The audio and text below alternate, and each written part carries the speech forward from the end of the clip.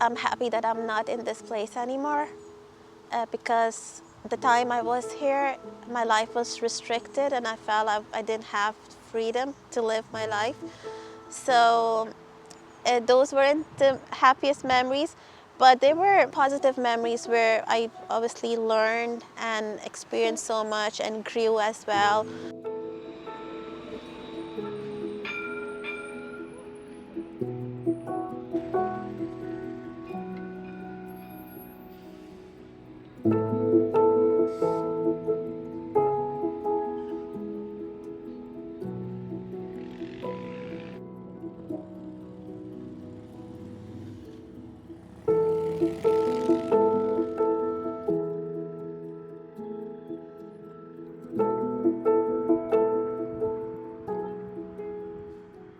That's the window, that's my room.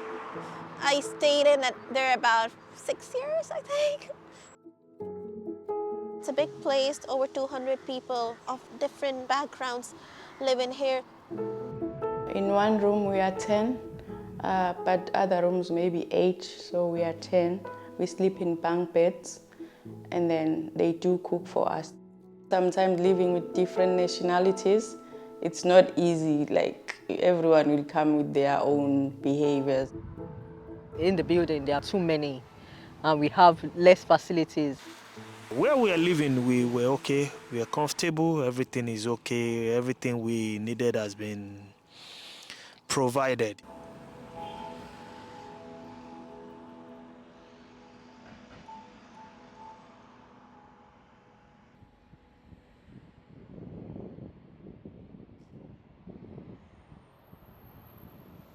As a matter of Irish law, as I say, the courts have been very clear that direct provision is a policy which is allowable.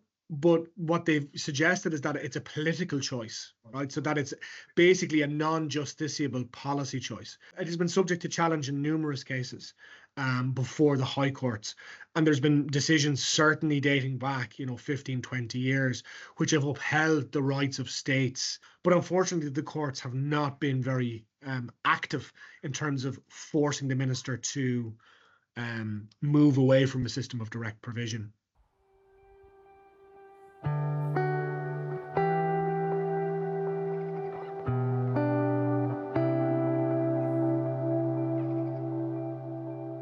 When I was staying in the direct provision, what mental health problems I confronted with the most, I think that would be depression in the beginning, especially because I was looking forward to 6 months and then, I would find something like an answer if I can stay, if I can't stay, whatever it is. But it was a long, long pause, a long wait for me. 7 years is a long wait. There were so many in-betweens that I came across in my work with people, in that sort of long work when I was with residents in direct provision, that kind of here but not here, citizen but not citizen, home but not home. There was this constant series of tensions. They'd been there between 2 months and 7 or 8 years at the time. So that stretching of time had huge effects on people. Like I think I could call it in the book chronic waiting. And the sort of different experiences of time that came up. There was the idea of lost time, like losing skills, losing your youth, losing your childhood. And that could move between a kind of panic and then an inertia, just no more energy to keep going with it and to motivate when months turn into years. Everyone that got their status need to find their place to get integrated. It has quite been challenging physically, mentally to everyone, not only me, I believe. I'm trying to see what next is my step to take, because I need to find an accommodation first, because where I am is temporary. Very soon they will start asking us to move out, because they will be like, we have documents. For me, everything is stressing me, like since I came. Because even now, while I'm still waiting for my decision or whatsoever, I'll be stressed again for finding accommodation. there is this part where you don't know what will happen. So when you skate through that, you got your status. There is another stage of, okay, the status now. What next? The letters that they were getting from government saying you must move out, really caused a level of stress and anxiety. And yet there are systemic pressures on the direct provision system that mean, if new people are to come into the system, then other people must move out, particularly when they've got their status. But the housing crisis makes everything difficult.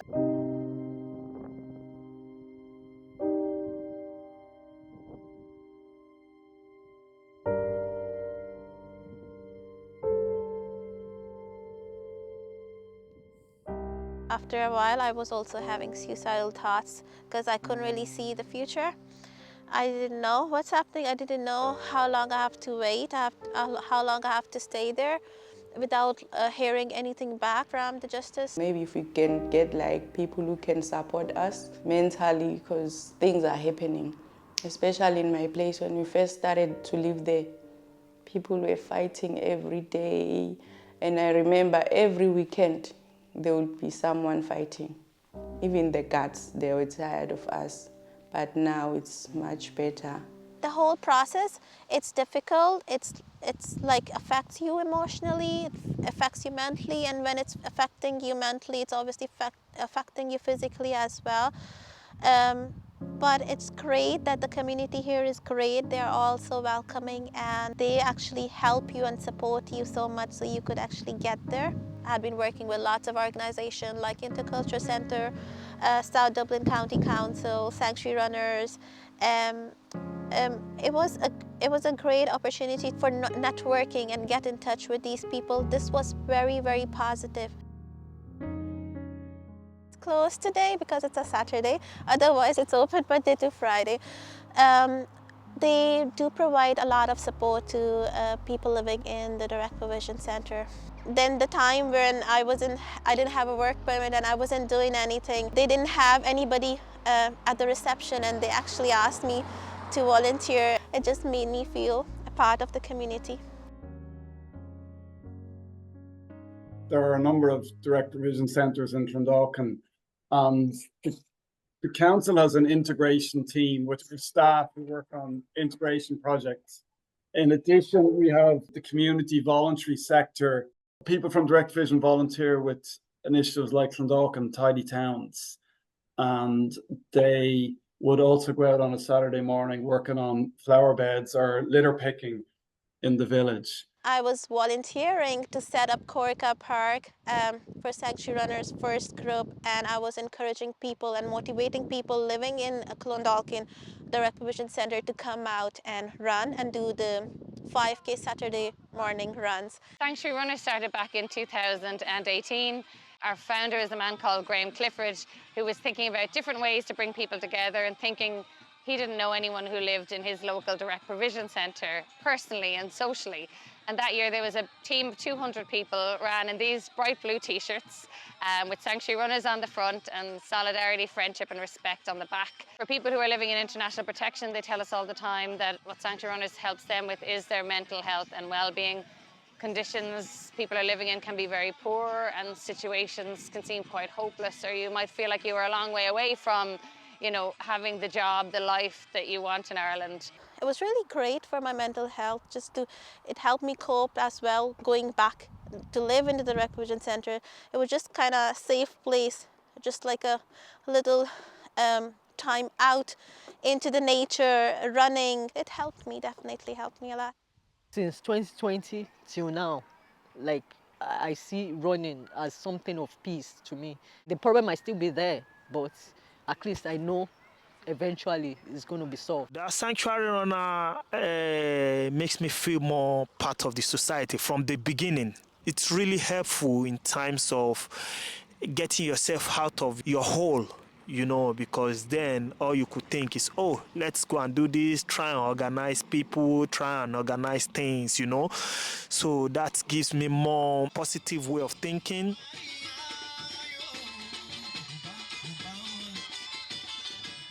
Integration through sports offers people like a platform for bonding that is not only good for their physical well-being but also their mental well-being. And I think there's often a lack of maybe supports for individualized supports for like mental health, but I think that is a general kind of need for all communities.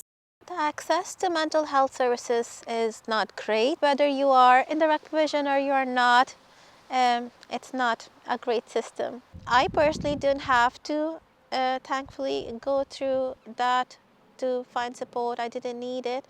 But I have seen and worked with people who did.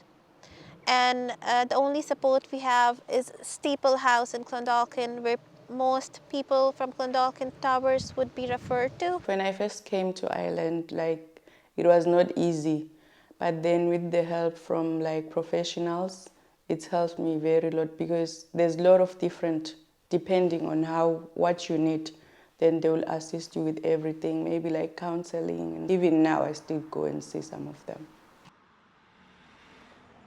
Under European law, there's a lot of guidance in terms of the requirement to carry out vulnerability assessments, which the Irish government have stopped doing. And I'm very concerned about that development. And instead, what they've done, it seems, as a matter of practicality, is that it's now up to centre managers and social workers within the various centres to deal with vulnerability issues on the ground. So actually even maintaining a challenge to the failure to provide mental health services is often very difficult because of our restrictive legal regime.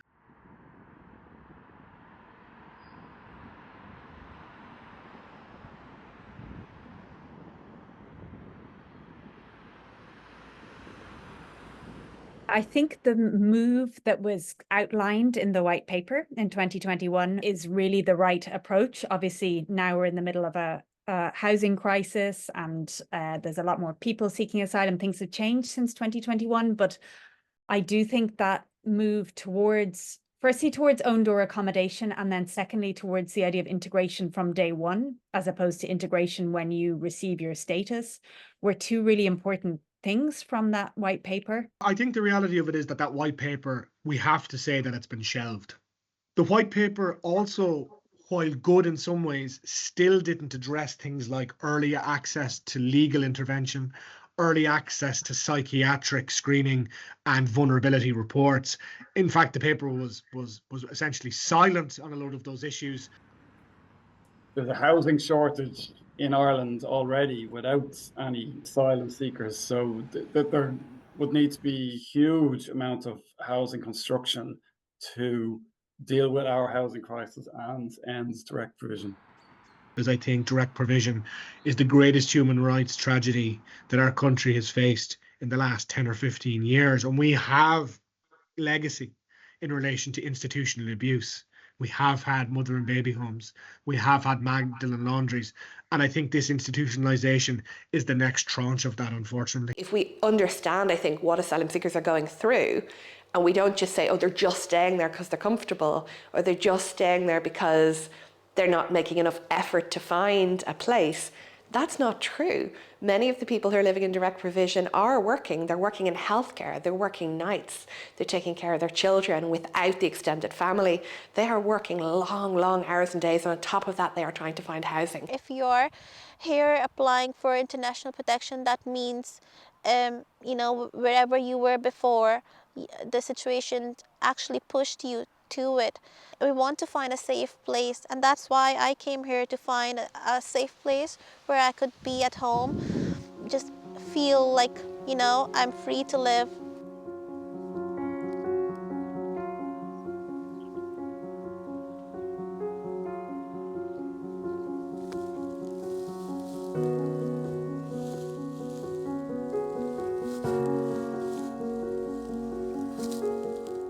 So I got married in April 2022. It's been 2 years now.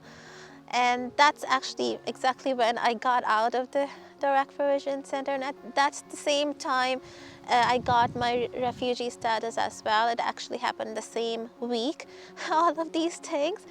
So and that's where my exciting journey started as well. Like I was free, I could actually live like normal people in a normal house and do normal things that people would take for granted, like even cooking freely in a house. It was something. You need to be okay, you need to look after yourself mentally to be able to tell a good story. Oh, I went through this, but at the end, I survived.